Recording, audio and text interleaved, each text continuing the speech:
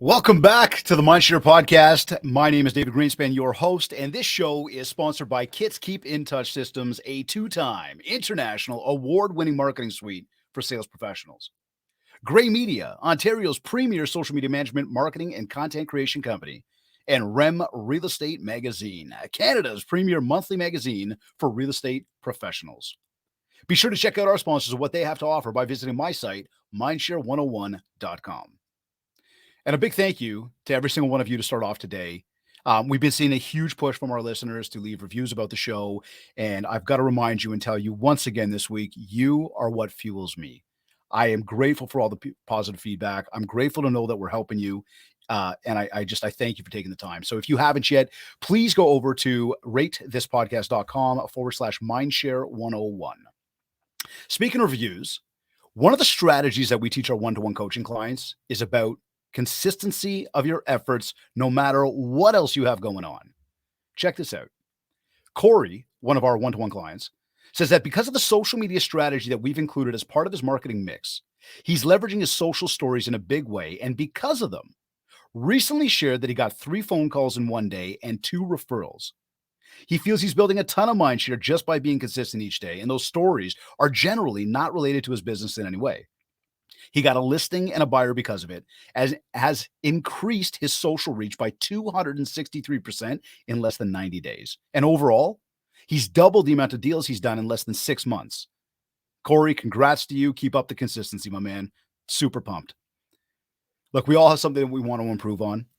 I like helping people succeed, and I want to help you succeed. The talks, the trainings, the videos, this podcast, the one-to-one coaching, they are all for you.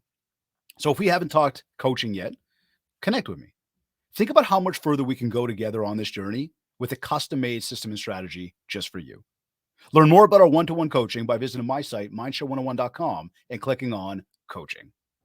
Today's episode is number 219. As the Chief Executive Officer of the Toronto Regional Real Estate Board, he brings together a wealth of professional experience, the practitioner's perspective, and an intimate understanding of both technology and the real estate landscape. He worked in the real estate profession initially as a salesperson and then as a broker manager prior to joining TRREB's staff as Chief Information Officer in 2002. As TRREB CEO, his key priorities are the protection of privacy and MLS data, intellectual property rights, while overseeing the creation of a future-facing MLS system.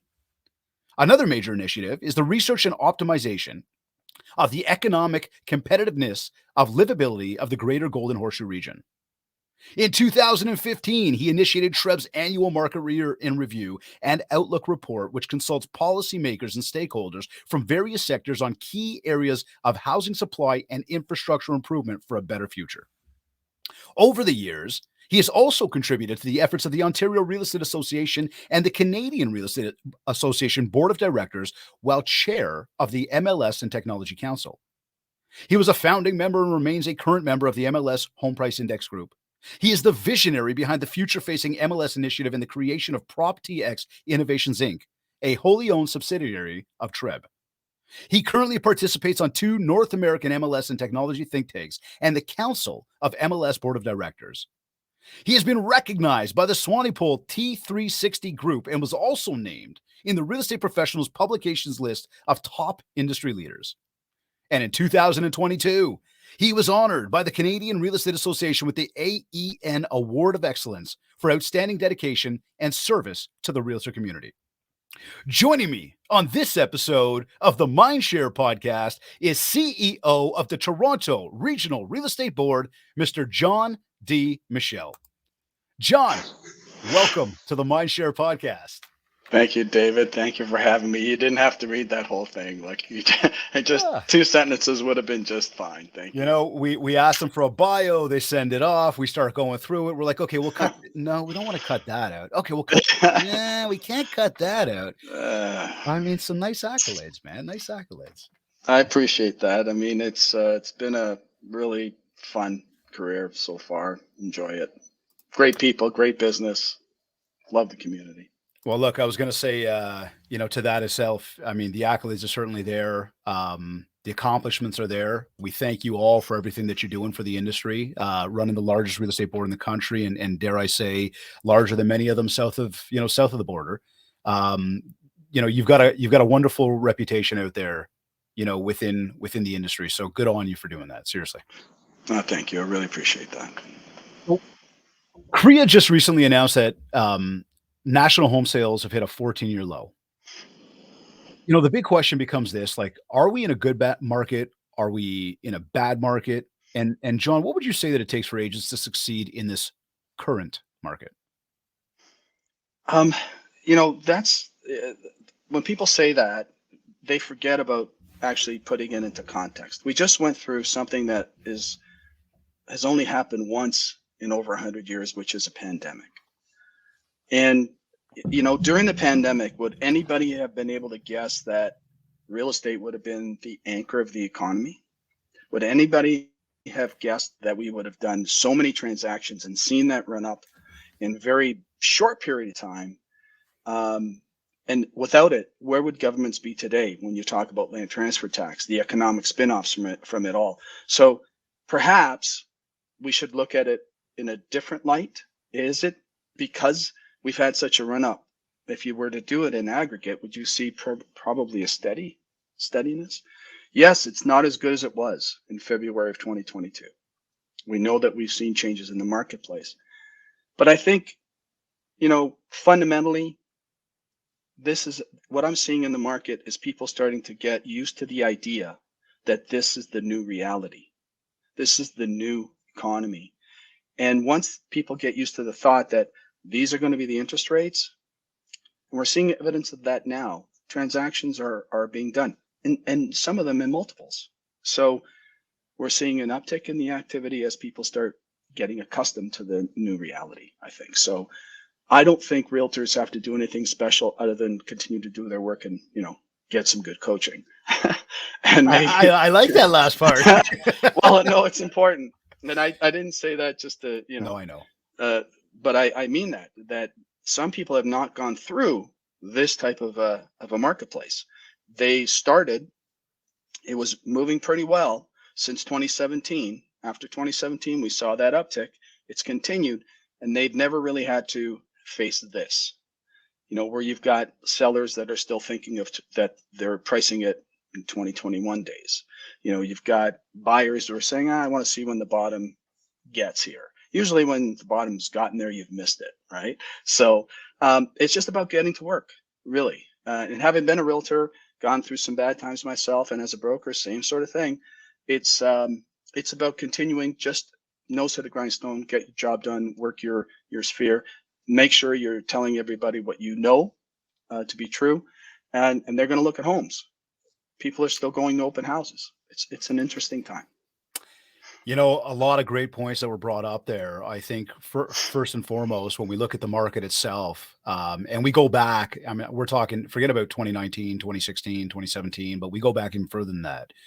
Houses sitting on the market 30, 60, 90 days is a very normal thing in real estate, right? 30, 60, 90 seconds is not normal. No. Right. So, I mean, again, I think we're in a much more normal market right now in terms of what's going on. We're just coming off of the high of how maybe easy it was to do a transaction at a certain time and the pace that we did them at. In this case here now, we've got a lot of agents that are looking, going, okay, what do I do now? And it's to what you just said. Keep your nose to the grind. Keep doing what you do. You don't need to up and change anything. Work your sphere, and things will be okay. And as people get into more normalcy about that, I think that people are just going to start to realize, hey, I've got my groove. I'm okay. So with my broker hat squarely on, yeah, you have to have your pipeline full, right? You fill it up, and eventually people start to go through it. And as you want to get all those needs in place for yourself as well as your clients, so that they realize this is my realtor, this is the person I'm working with. Continue to do your job. Eventually, buyer's going to buy and a seller's going to sell. If that's what their intent is, it happens, right? Yeah. Yeah. Well, and we know that, I mean, even a few years ago, there was a lot of people putting their hands up to do something based on the probably overhyped market of like, maybe even keeping up with the Joneses. Oh, my neighbor's doing it. I'm going to do it now. I got to take advantage. Now what we're seeing is the same idea happening, but it's the complete opposite of I'm going to wait. And everybody just wants to wait. So when we look at that, I personally look at the mainstream media as being the catalyst behind what shifted this all. And if we look at this as an industry, how would you suggest we combat that negative narrative from the media? And again, to preface that, it's that thing of, media's going, hey, rates are up, doom and gloom, market slow, things aren't selling. So everybody's thinking, oh my God, bad time for real estate. Yet we know the realities of that. That's not really the case. So I think as an industry, if we come out and we actually collectively start to combat that by having individual conversations with our clients, by maybe leveraging through our marketing, we can change that. What would you say about that in terms of like a message to the industry about that? You say, how do we combat the media? Well, I've been trying to do that for many, many years, and it's very difficult.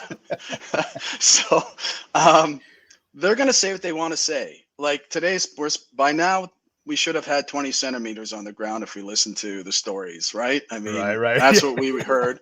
It's not the case. I'm always wary about those things, but I can say this. They're not really sensationalizing it the way I thought they would, but they are talking about some of the pain points, no doubt. I'm not sure that it helps the consumer at this point in time, but we do know that the interest rates are higher. So will there be a qualifying issue for certain people? Perhaps in the short term, but if someone says, look, I want to buy a house. What do I have to do to buy a house? I'm going to come up with a down payment. So maybe they're not going to do it in 6 months. Maybe it'll take them 8 months. Maybe it'll take them 12. But as long as they have the goal and they're still doing all the fundamentals, they're going to buy homes. I think the message is, if I was, going to manage this message, I would say the fundamentals are still pretty good. Jobs are out there, even though people are trying to talk about, a recession issue, but I don't really think that that's crazy. People are working. People are still functioning. They're traveling. The world seems to be normal to me, or whatever you want to call normal. Yeah, the new normal, whatever. Would you agree? Yeah. Yeah, I would. Absolutely, I would. But the rates are higher. So now it might take a little longer to actually get what you need before you can start moving into homes. Will prices moderate? Probably. We seem to see that now. But will that be the same in a year from now? Hard to say. Look, I would say this is that if we go back to, again, pre-pandemic numbers, and we're seeing our numbers kind of coming back to that range, the reality, I think something that everybody's got to put in perspective is those numbers were already very high when they got up to there. And I mean, for homeowners, it's a beautiful thing. Maybe for home buyers, it's not as easy. But the numbers aren't bad. And what we've seen them kind of come back down to being those ones from pre-pandemic, great numbers. So in terms of opportunity, it's like, hey, go find the people that are looking to do something. As you said a moment ago, go find them. And there's deals to be done. And they're building, right? And maybe not at the same pace as they anticipate. Maybe they're not going to get the 1.5 million homes. Right. Sorry, that's ambitious. But if you get half, right? If they get half and they create that missing middle we all have been talking about, TRREB coined the phrase since 2017 and before. If we look at that in its entirety, then will certain home prices moderate? Of course they will. I mean, if you have the supply, the demand with 400,000 people coming into the country, 500,000 a year, and 70% of them landing in the Greater Golden Horseshoe, I think we're going to have that balance still out there, unfortunately. And so it's going to take time to get to the point where real price pressure exists, unless absolute devastation in a recession where nobody's working. That's a different animal. Then you start seeing things like power sales and whatnot. I just don't see that happening. I see a moderate, slow increase. I think the fall will be a bit better, personally, as people start thinking, hey, I want to get in. I don't care, right? Look, I think we're gonna see that by the spring. As the good weather starts to come around, the psyche start to change, the mindset starts to get a little bit more excited about good, just getting outside. And I mean, when we talk about, normal, and I think we're there. I mean, if we were going to hit that recession, would that not have happened over the past few years? We're coming out of this now. So I think there's a lot of positives out there. And again, it comes back to what you're doing in a day to go and drive, more business. I want to come back to the shovels in the ground in a moment here, but how would you finish this sentence? A realtor's purpose is to.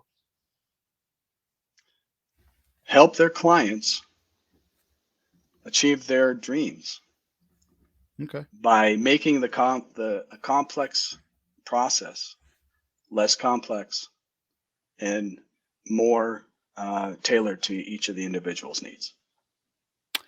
I like that. So I'm gonna take that and make an action step now for everybody tuned in and say to you all that to what John just said, and I do agree with that, is to help people achieve their dreams, to understand that everybody's an individual. And what it really means now is it means about educating yourself and understanding what's going on in the market and be able to answer people's questions and remembering that it's really about what they're looking to achieve. And if you can help them achieve that, you'll achieve more. So have those individual conversations with your contacts, really work that sphere because again, there are deals to be had. We just got to go and get them. Now, John, what would you say an agent's biggest challenge is each day? I mean, could we say today, right now, it is the media? Could we say it's the interest rate? What would you suggest? Maybe it's none of those two. Maybe you're thinking something else. No, I think I think those things you got to get used to that as a realtor. Like I know people that are doing deals regular basis. Yep. Now they've been in the market have been doing it for quite some time. They have a process themselves. They have a business plan, a way of conducting their business, and they're continuing, maybe not at the same pace, but still doing deals because they themselves are very disciplined in how they do things. And I would say that when you talk about the concept of the work that has to be done, the most important thing is to still believe that you are out there to help people achieve. And that's it. It might not take as little time as it was before, and the actual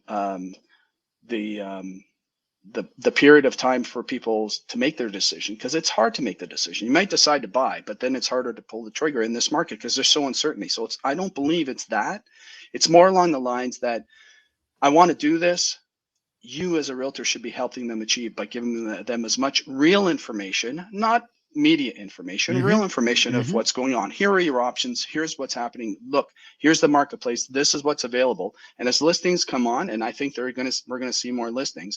As listings continue to come on, they're going to have more options and they'll be able to find what they want. But it's up to the realtor to tell them what's really going on, in my opinion.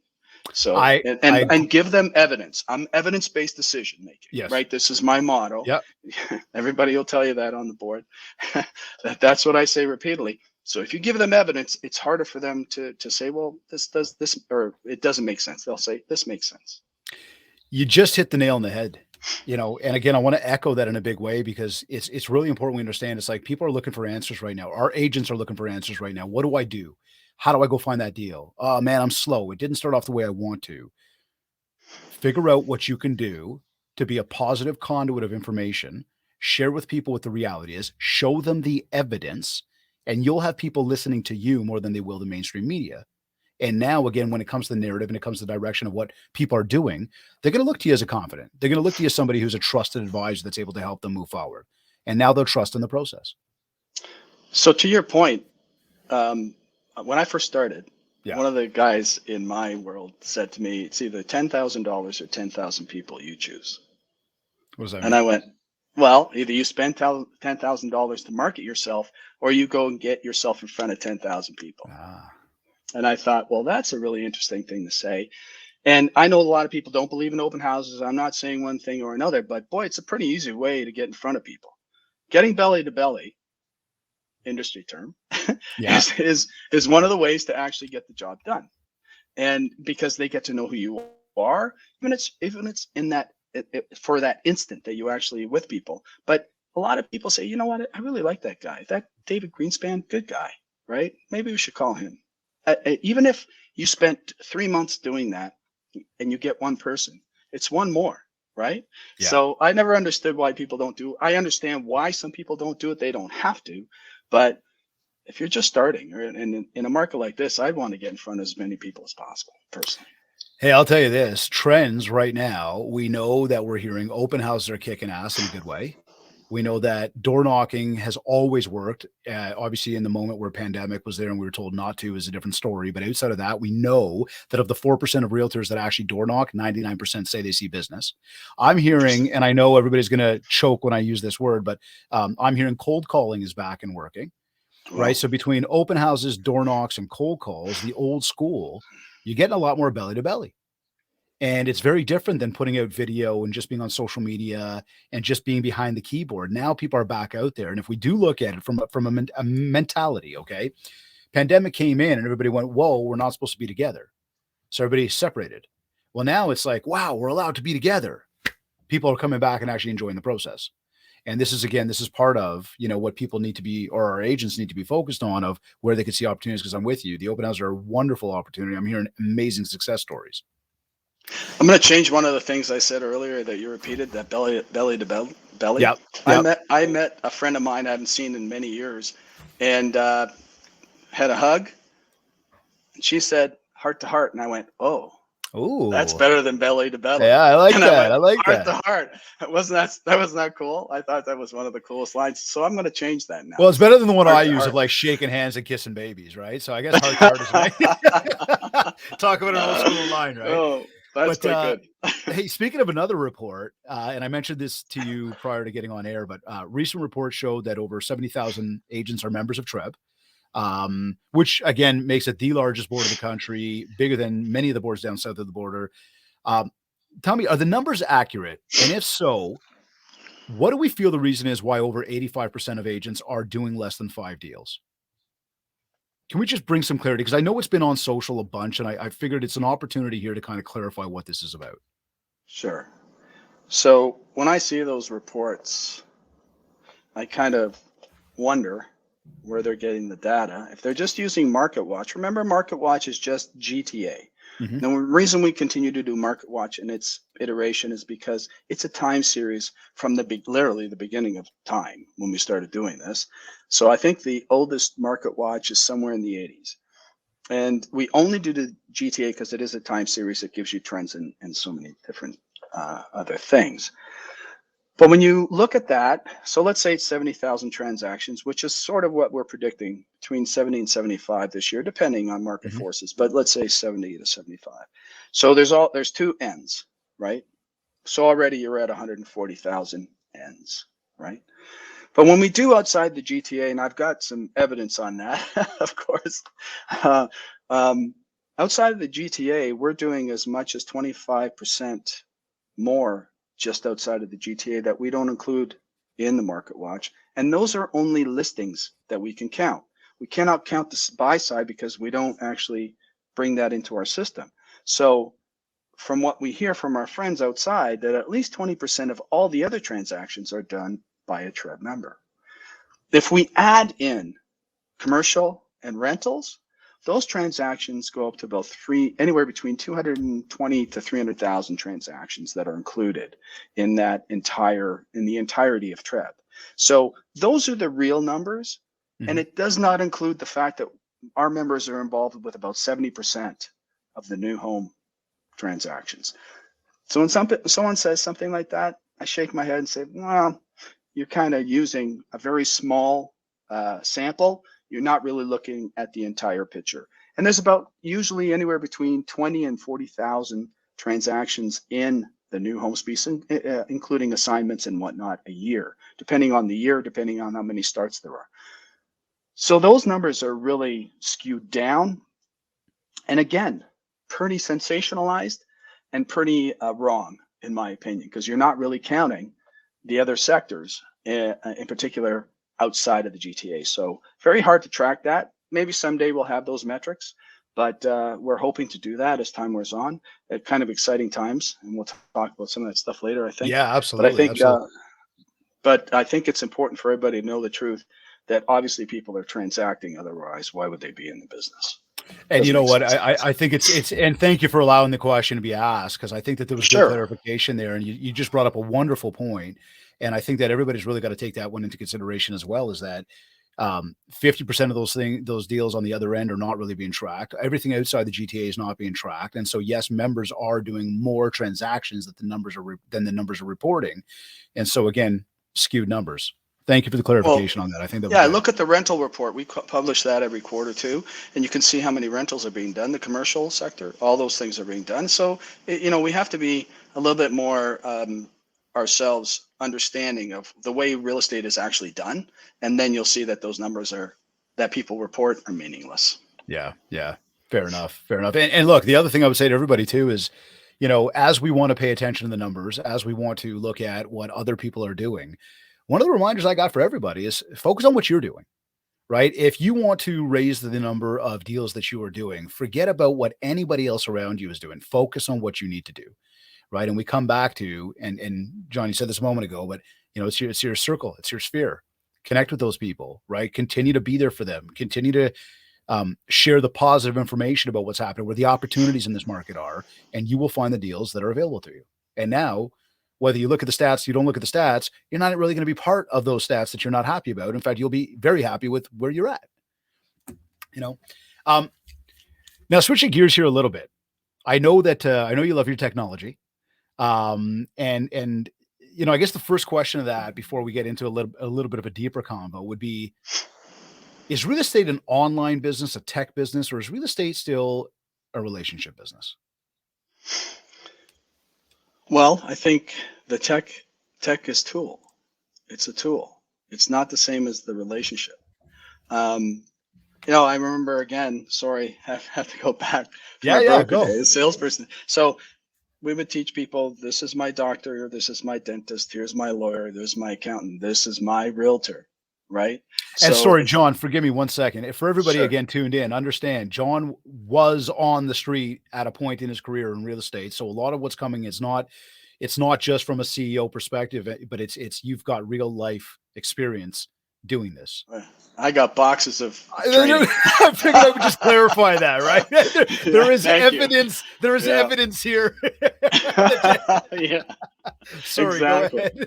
No, 100%. And then as a broker, you get to oversee and you can see where the success and how they do it. I know guys who have been like 20, 30 years top of their company, and they still do the basics. But don't make me go there because I want to, but I won't. But I Hey, forget the basics question. What was work, the man. The question? basics work. Yeah. No, it's just No. around. Is it a Yeah. relationship business or a technology Yeah, it business? is. Is It's a really the idea. relationship business. Yeah. Always a relationship business. And you maintain your clients. I don't want to sell them one home. I want to sell them seven. I know these are all like cliches, but they're factual, right? So the business is technology is a tool. We're delivering a bunch of it to help this area where we can, because MLS is foundational. And as we know that the new generations, they are very tech savvy and they're connected and they want to do a lot of stuff themselves. So MLS has to provide that through you, the realtor. So as the realtor empowers the client who already is empowered themselves technologically. I mean, I, we carry around these phones. When I was at university, our math and computer building was less powerful than a phone, and it was massive, right? And I remember someone saying to me, "Oh, remember this? One of these days we'll be carrying something like this around." Who would have thought that? Yeah. But people are very, very technically adept, and so they want to do a lot of the stuff themselves. But our philosophy, it should be through the realtor. The realtor should be providing these services, and but it is still a relationship. The trusted professional, the realtor. Yeah, and I like the response on that. I think that you definitely in this day and age need to embrace the technology. We're still working with groups that we're training everywhere, about leveraging the power of video. There's still a lot of people, even after the 2, 3 years that we went through a pandemic, that are still hesitant. And I think that it's something you got to take advantage of. Much the same as we come back to the heart to heart, of getting together with people. That's where it comes down to, because much the same when we look at leveraging technology through our social media channels, and again, the video, this podcast, any email blast we put out, you can send a message and sort of spray and pray and hope that people will click like, watch it, connect with you. But much the same, when I put that message out there and you see it, it doesn't demand a response from you to me. I mean, you can engage if you want to, but it doesn't demand it. Whereas if I said to you today, like right now, like, John, how are you? And you just sat there looking at me blankly, be it by video or in person together, I'd look at you like, did you hear me? And you go, yeah, I just didn't want to answer you. Well, what do you mean? We're having a conversation. And it's funny because we can laugh about that, but that's really what happens on a technology perspective. Whereas when you're in person with people, you get that back and forth. You're putting people on the spot to answer a question and come up with a response, which now allows you, from a sales perspective, to actually uncover more, dig for that need more, and then satisfy that. And well, where does business come from, right? Well, I think that's a really good point. The trusted advisor, the trusted Yep. negotiator, the trusted professional, that you want to make sure that they're coming to you with those questions, and you want to position yourself to be the person with the best answers, I think. And I think you've hit the nail on the head too. Like at the end of the day, technology will maybe deliver people, but ultimately it'll be what you do after that point. Exactly. So, we saw recently that, well, I'd say I'd position it this way: is that fraud has been unfortunately a common issue. I know it's not even just as of late, but as of late, we've heard the stories of the folks that have gone away on vacation, only to come home and somehow their house has been sold.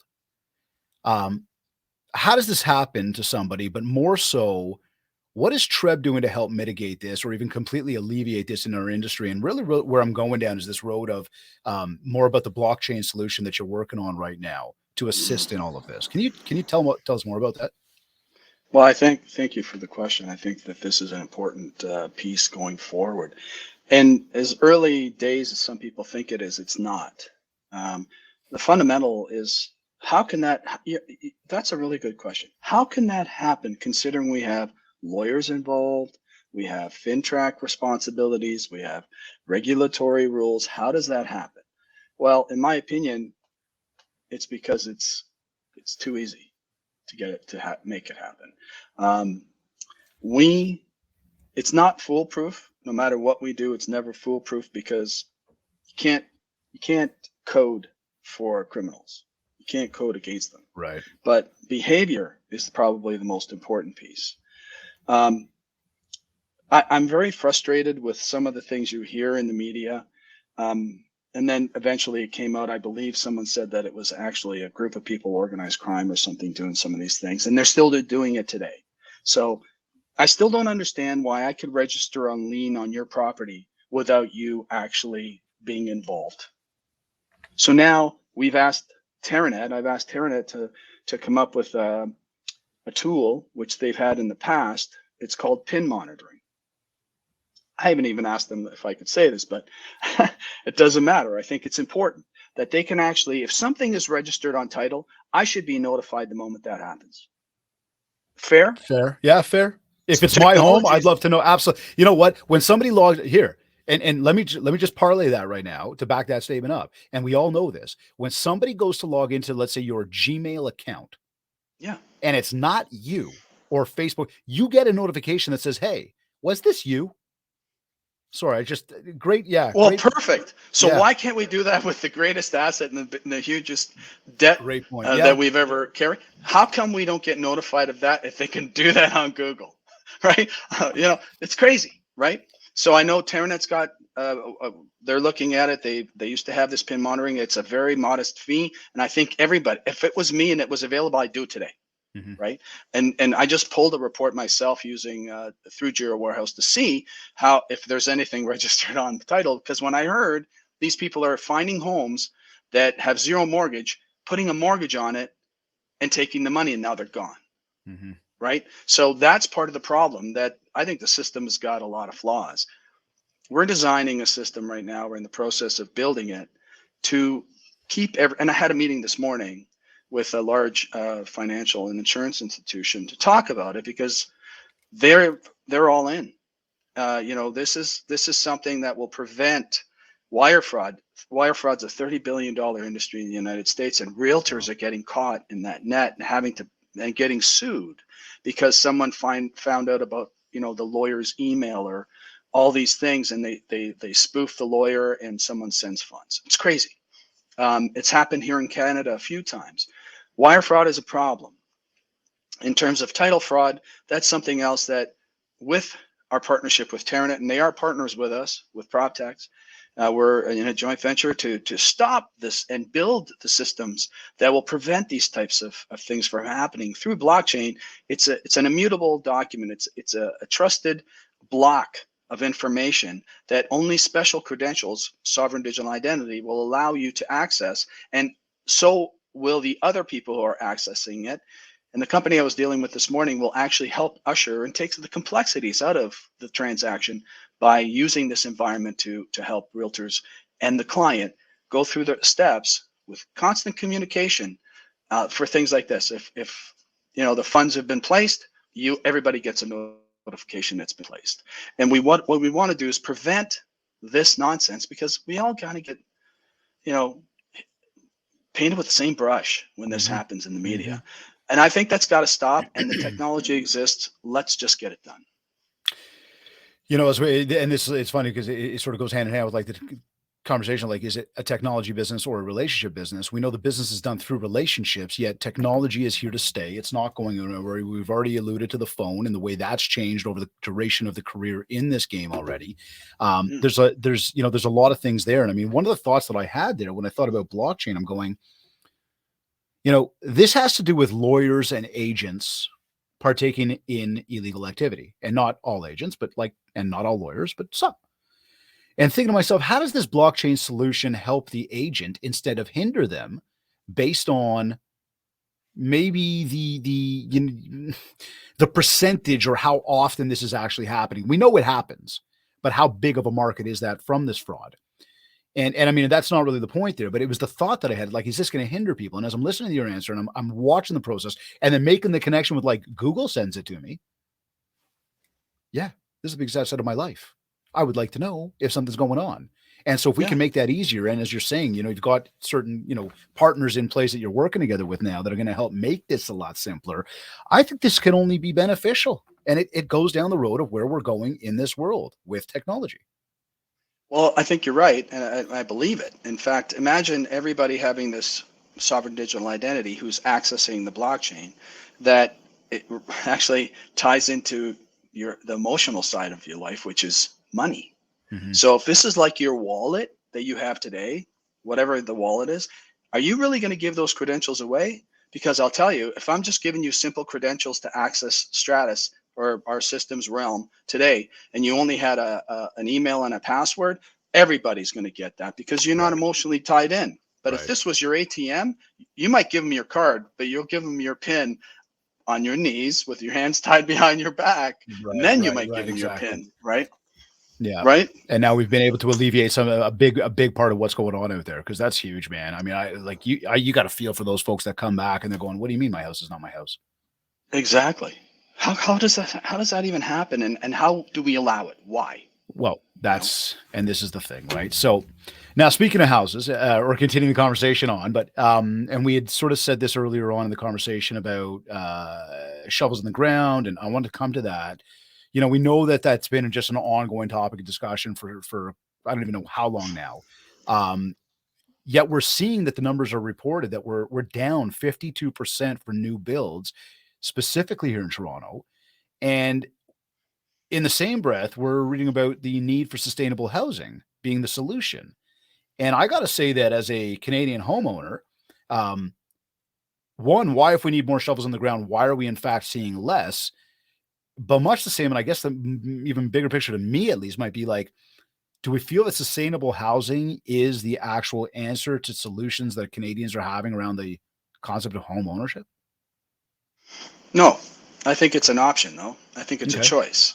So I'll talk about sustainable housing first. Yep. Sustainable communities, sustainable products. I had a conversation with a guy after I did my presentation the other day, and he was very upset. He goes, "You should be talking about building homes, not just it." And I said, "Look, we were the guys who started beating the drum on more supply in 2017. Finally, people have caught up. I'm not going to argue as to why they're not doing it, because I don't understand it either. They're talking about it, but I tell you what I do see. I see a ton of bridges being built. I see a lot of infrastructure, because that's the first step.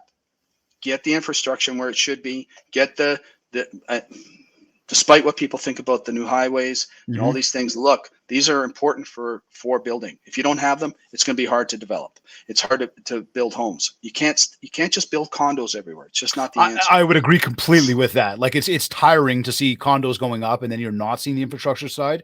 But I know that in a lot of places we are seeing that. And it's like when we drive down the street, it was why is so much construction on the roads, Yeah, sewage and systems, right? well, and you don't have that transitional neighborhood. So we've got people, single people, empty nesters, widows and widowers that live in these 3,000 square foot homes, 22,000 to 3,000 square feet in the city, and Mhm. they're rattling around in there because this is where they want to live. This is where their friends are. This is where their butcher is. This is where their stores Right. are. This is where they want to live. But there's no transition in or out. So if you think about it, so let's say you have a neighborhood that has a condo at one end of the street, same neighborhood, then you have townhouses. So people transition condo, townhouse, semi, Mhm. detached, maybe, Mhm. right? Mhm. Maybe they're satisfied with each of those things. But when you're on the other side of life, now you're going detached, maybe townhouse, condo, Condo. right? But they are all in the same community. We have to think Right. this way. So as you build sustainable communities with, and I'm talking also in the other concept of sustainability, which would be green, right? Yep. Concepts Yep. that, because we're thinking about that now. Oh, well, Canada doesn't have a big footprint. That's true. But we have to start somewhere, because if it's true that we might have a population as many as 17 million in the greater Golden Horseshoe by 2051, that's not that far off. That's No, a not big number. yeah. So a lot of greenhouse gas, and I'll tell you, some guy changing a flat tire on the 401 creates an 8-mile backlog. That's a lot of carbon in the air, right? So we need to do better there. We need to think about that. But let's talk about that transitional community more than anything. I Okay. think that Okay. when they're developing in new subdivisions today, they have to have the concept of transition. And they Right. have to also bring in the concept of sustainable building, because it's available. Why? When you go to buy a new home, they ask you about tiles, they ask about kitchen colors and all that stuff, but they don't say, hey, are you going to put a nest in? Because if you're going to put a nest in, maybe we can put it in for you right away. Right? Like, why don't they talk about sustainable things? Why can't they say, do you want solar panels? Why don't you have more efficient windows? What, they don't give you those choices. Why not? Okay, so I like the spin on sustainable. I like that a lot, actually. Because I sort of took that in a different light when I was thinking about that and reading about that and the way I interpret it. But I like the way you've changed that up, and I think it is important. I think that there's also a really good point there about because I know in some subdivisions you look and go, I can't believe they're putting up a condo there. Uh, you got a great point though. This is people's livelihoods. This is where they are. This is where family is. This is where they operate. And there's some serious validity to why that's happening. Switching gears from that, and I got a few things I want to cover with you before our time's up today, because there was a recent announcement which was really big, and a big congratulations on this one. But I mean, all in all, first, you are a massive catalyst to the to when it comes to MLS system. We know that, and I think it's great. BDAR and TRREB have just basically agreed to get together. Um, what does this mean for BDAR members? And I know through speaking with a bunch of them, questions around fees have come up, and I don't know if we can talk to that today. I don't know if this is there, but how does this set the tone? How does this affect, I guess, the BDAR member? Because it's probably not going to affect the TREB member so much. I guess they'll have some more access as well. But how does it affect the BDAR member from a fees perspective? And then in the bigger picture, how does this set the tone for kind of the go forward with other boards? Um, Two good questions. I can't get into specifics about fees because I think that that's separate, and people Fair. will always Yep. say, "Well, you shouldn't talk about that." But I can say this: we're um, very, very excited about this. Grateful for the leadership at BDAR and their sense of what's important to the marketplace, to the members and the consumers. We already had, I think, somewhere in the order of 800 dual members up there, which is a huge number. And when you look at the entire picture with interboard costs and all those things, it makes little sense to have these extra costs for all parties in order to do that. Doesn't mean that they still may not want to have access to other MLS and other areas. That's not the issue. But we're looking at it. Okay, if this is already the scenario, you know, we certainly don't want them to have to pay more, bottom line. So at the end of the day, I don't think that's the case. I can't get into specifics because, again, Hmm. people would be critical of that. But I look at it purely from the standpoint that it's a win. This is a win for members. It's a win for consumers. Right now, if you've got, in I could throw up a slide, but in the smallest of markets, in the most extraneous markets, we still have 20% of the listings in their areas that our members are trading all over Yeah. Ontario. They don't see those 20. There's some markets where it's high as 90, some markets where it's as high as 70% that their members and their consumers don't see. Makes zero sense. So we can't tell people you can't trade where you want to trade. That's Hmm. silly. But what we can do is try to mitigate the challenges to the consumer and to the realtor. And I think Vidar's visionary approach was, look, this isn't good business. Let's see what we can do with these guys. And sure enough, here we are today. And I think it's going to help everyone, everybody. Oh, I think I believe so, and I think you raised some good points there, and I think at the same time too, it again setting the tone with how does that go beyond just the Great Golden Horseshoe, but start moving into different directions as well. How does that all come together?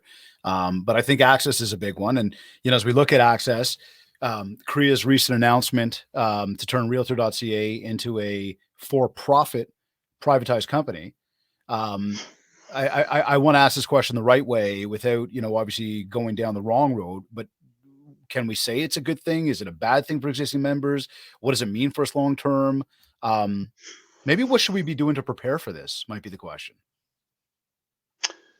I'm not sure I can answer that, but I can say Okay. this. Yep. Um, I did a presentation the other day at an office, a great group of people, and it came up, and I talked briefly to it, um, and the sentiment around the room, several hundred people, was this is a realtor website created by realtors, funded by Hmm. realtors.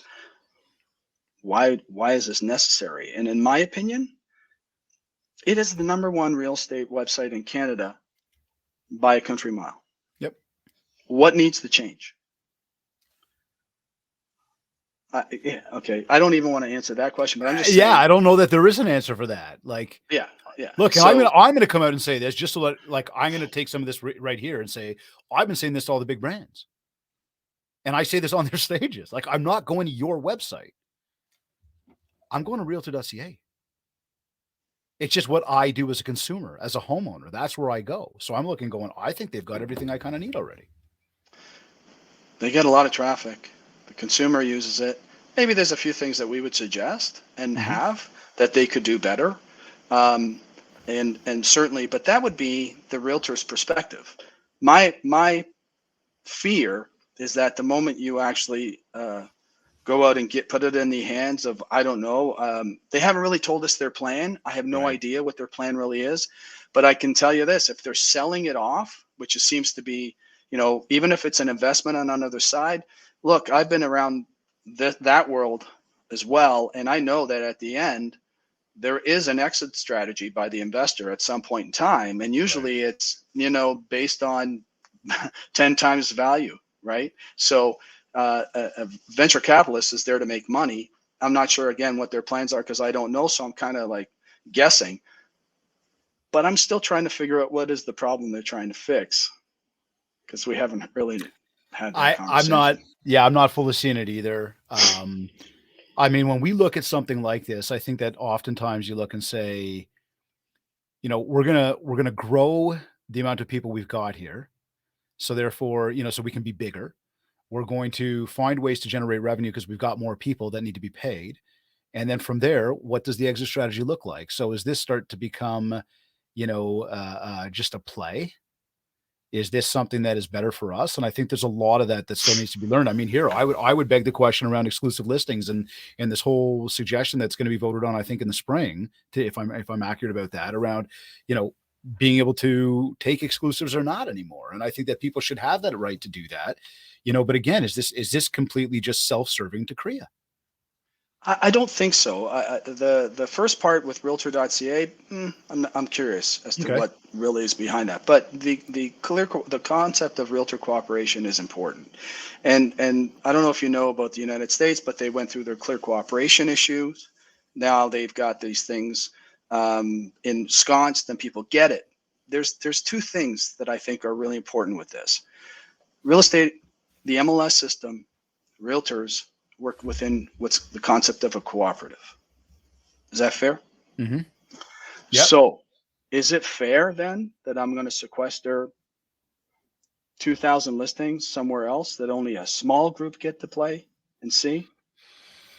Okay, so if I just throw it out as devil's advocate for conversation for a moment, what if I am that seller who's like, I just don't want my stuff to be public out there? Sure, and that's a very valid point. So we've actually had people that are celebrities, or Right. heads of Okay, there you state, go. Yep. deposed heads of state, Yeah. right? Of course, but we're not saying you have to get rid of exclusives. That's not what the concept is. The concept is, if you have an exclusive listing that you should not, because you're telling me the person wants privacy, then why are you marketing it anyway? You can market it one-to-one, which is normally what these guys do. Mm-hmm. They'll call their sphere, they'll Mm-hmm. call Mm-hmm. their realtor sphere and Yeah. say, look, I've got this house. I know you work in this space. Do you have anybody? Because this guy just can't be made public whatsoever. We had actually one celebrity who made a mistake and posted something, and then all of a sudden there's 200 screaming fans in the lobby of the condo, Yeah. right? And I think there's more than 200 actually, caused a problem. So they figured out where it was and blah, blah, blah. So that can't happen. And of course, you should be able to take that listing, keep it exclusive.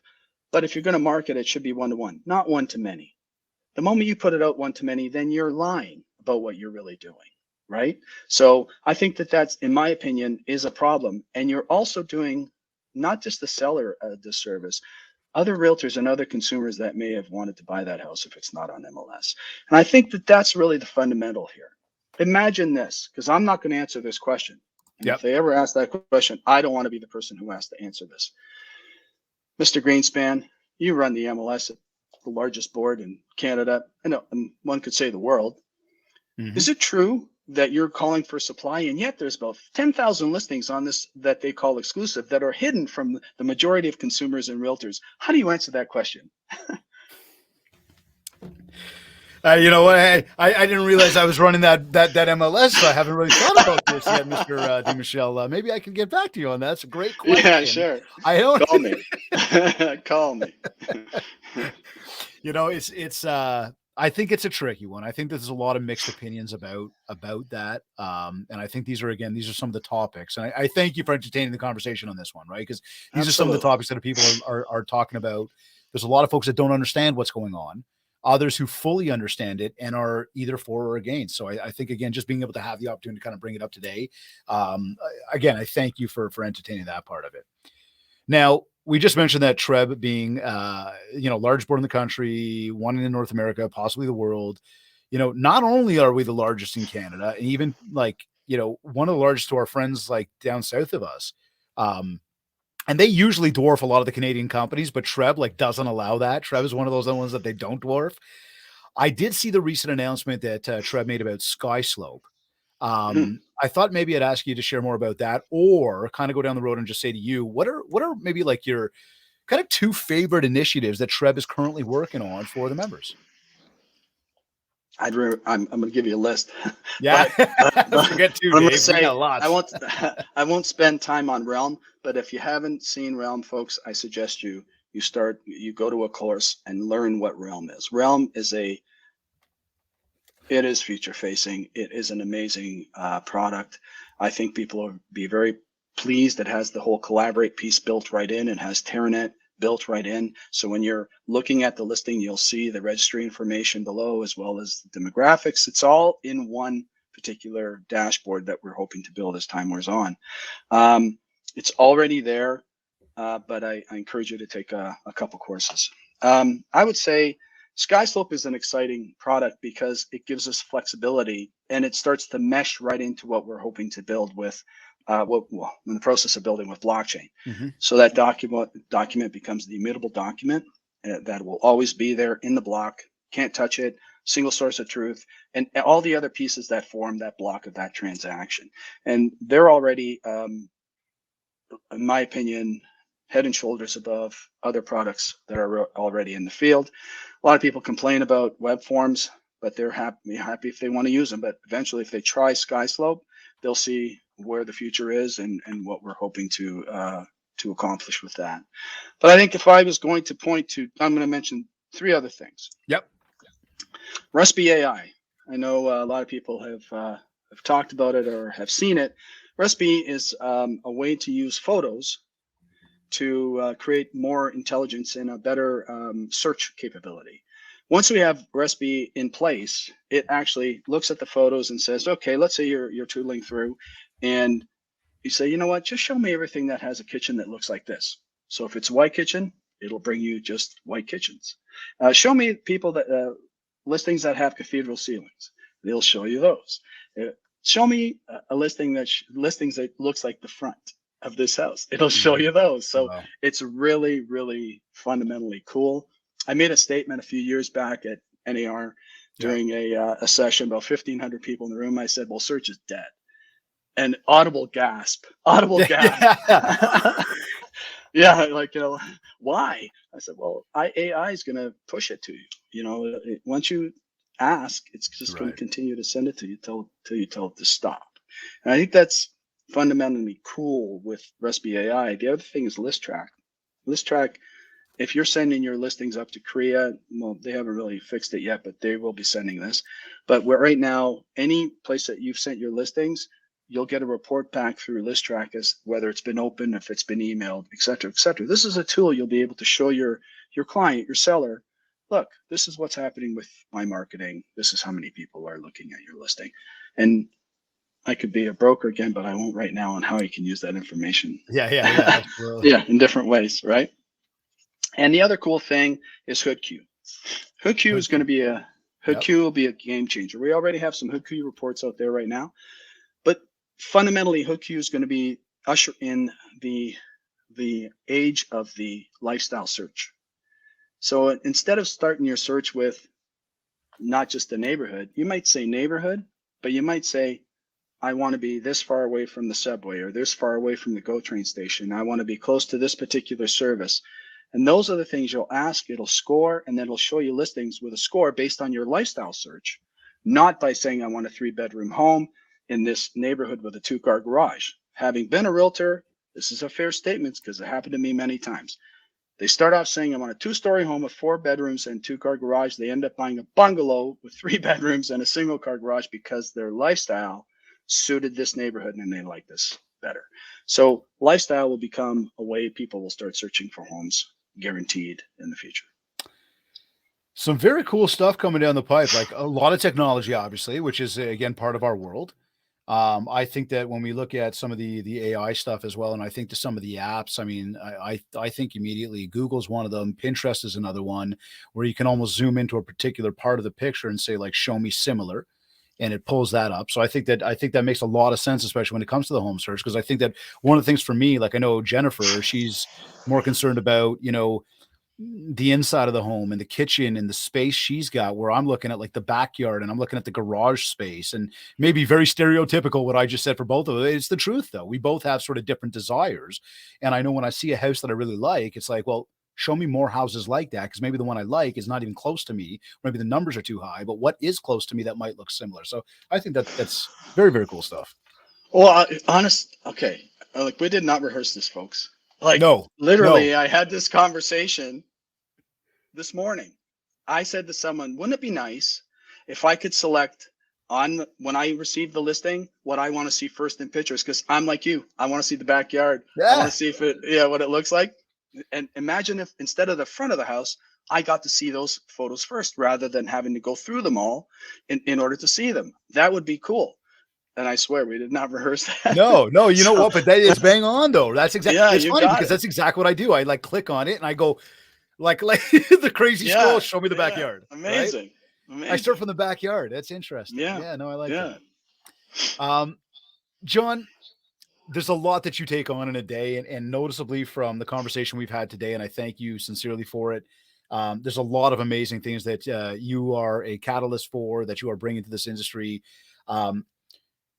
For as busy of a guy as you are, and for how much you accomplish in a day, at the end of your day, how do you know it's been a successful day for you? If I fall asleep at 9 o'clock.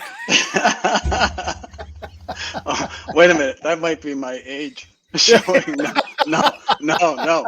Um, uh, how do I know? Uh, you know what? My days don't really stop. It's funny because I still continue to have conversations. And as long as I'm having conversations and things are progressing, and I can see that things have actually happened during that day and we're still talking, it's been a good day. And I really feel strongly that we've got so many exciting opportunities and things to consider that I don't think it will ever be like that. Oh, today was a finite day. Even when you sign a contract, even when you start, then the job begins. So it's all exciting to me. Um, just the fact that I wake up every morning saying, okay, I'm going to work today is exciting for me.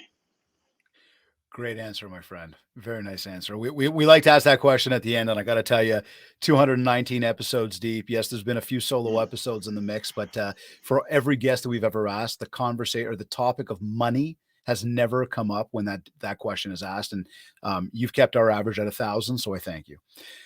Thank you. Any final words from you to our audience today? Just anything that you want to share with them, parting thoughts about building Mindshare to get more market share, anything you just want to say just before we sign off. I just want to thank you. I think that this was really fun and good for me, and I'm sure hopefully good for your audience. And I think that conversations like this are meaningful and they're exciting because they give information to people who might get the wrong information, just like the media. I mean, social media is the media. And right now, I want to thank you for giving me the opportunity to speak to many of those tough things and having the courage to ask them. Well, John, I thank you for making the time. I know, again, with the busy schedule that you've got, it was an honor to have you on the Mindshare podcast today, and I know that there was definitely a ton of value. And I thank you for allowing me to ask those questions because I know some of them are, we've got to be careful on the wording and just call it what it is. But you walked into them and took them on incredibly well. So I thank you once again for everything and for the time today. Thank you, and the honor was mine. I really appreciate it, David. Hope to do it again. We'll chat with you very shortly. You're either listening to this, maybe you're watching this on your favorite podcast platform, the Facebook Live right now. Maybe you're listening to this anywhere. Maybe you went to my website, mindshare101.com. And while you're on my site, make sure to download your free copy of the Ultimate Marketing Bundle. This is a 31-page ebook packed with tips and tricks to help you in your sales business. It's got a 90-day social media content calendar. All of it is completely free. So again, I encourage you, go to mindshare101.com and download the free Ultimate Marketing Bundle. A reminder as well that if you want to talk about personalized one-to-one coaching, an in-person keynote talk for your upcoming event and or ongoing virtual training, get in touch with me. We'll set up a consultation call, learn more what you're looking to achieve and how we will help you do just that. Don't forget to leave a review by going to ratethispodcast.com/Mindshare101. You can do that right now. For iPhone users, it'll take you to iTunes. For Android users, take you to Spotify. Again, ratethispodcast.com/Mindshare101. And of course, if we haven't yet, connect with me on Facebook at Mindshare101 and on Instagram at David Greenspan101. I want to take a quick moment here to thank Kits Keep in Touch Systems, Gray Media, and REM Real Estate Magazine for sponsoring the Mindshare podcast. Be sure to visit our site, mindshare101.com, to learn more about what these powerful companies will do to help you grow your business. This has been another episode of the Mindshare podcast. Thank you for tuning in.